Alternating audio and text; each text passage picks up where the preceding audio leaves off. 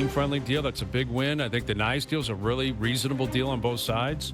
Yeah, and don't kid yourself. We talked about Marner leaving Hayes and him not being a part of the playoff success that everybody wanted.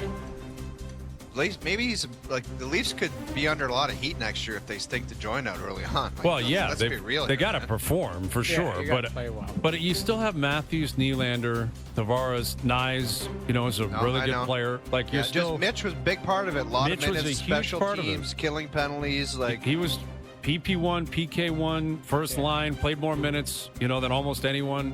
Well, like it's a massive hole that will not be filled by one player. That's not going to happen. But I don't think that's the intention, right? No. That's not the plan. You bring in Waugh, you bring in a couple of other forwards, you spread things out, you can have a different feeling team.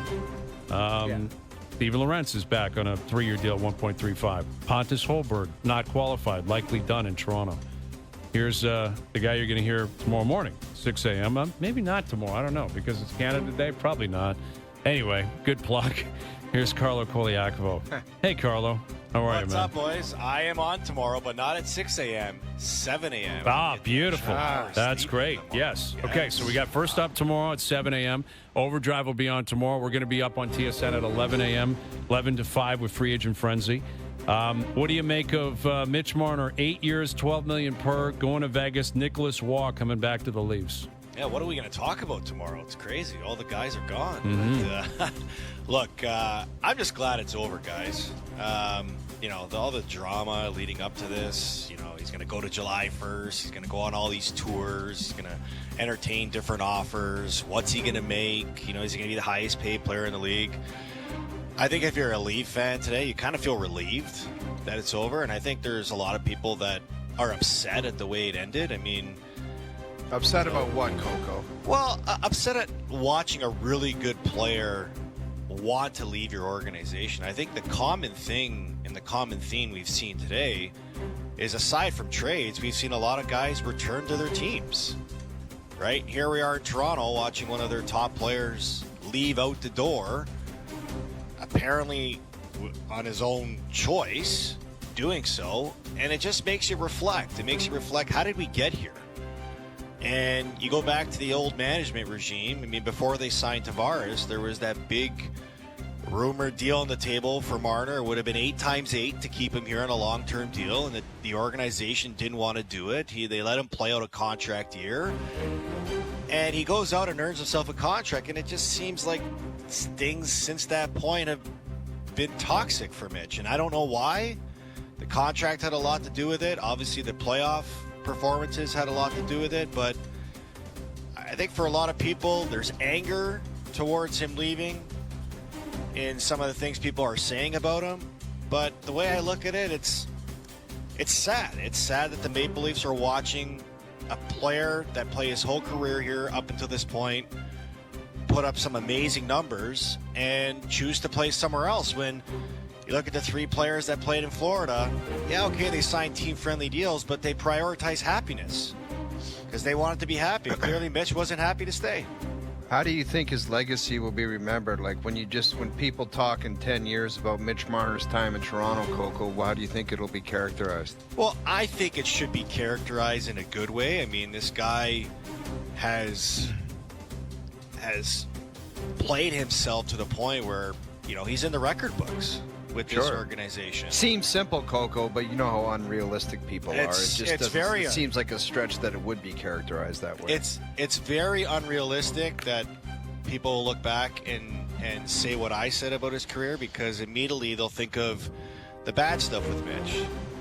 Couldn't play in the playoffs, couldn't handle the pressure. Those are real things. I love how it's like those are made up or something. No, they are real things. 100%. Pretty important things, like how you played in the playoffs is, I think, probably how fans are going to kind of scope their reputation, and feel about a player. Hayes, I think for me, I'll always appreciate Mitch as a player because I loved watching him play, and I think most people should feel that way about Mitch. You put the player in perspective, hell of a player. The one thing I didn't enjoy about Mitch was the way he handled himself in front of a mic. And I think that's what rubs people the wrong way about him because it just seemed like every time he had a mic in front of him, he felt like people were attacking him. And I thought that was a very poor approach. But, you know, clearly he decided he wanted to be somewhere else. And this goes back to last year when, you know, there was the thought of moving him and Vegas was the place of choice. And now it's confirmed the place of choice. I think you guys agree. You loved watching Mitch. That was a great player. In the regular season. Outstanding player. Right. But here we are today. It's a start of a new chapter in Leafland. So do you think after he leaves, like right now we were talking about there's some vitriol, I think, and you know, people are on the fence of how they want to feel about this, and you were laying it out, Coco.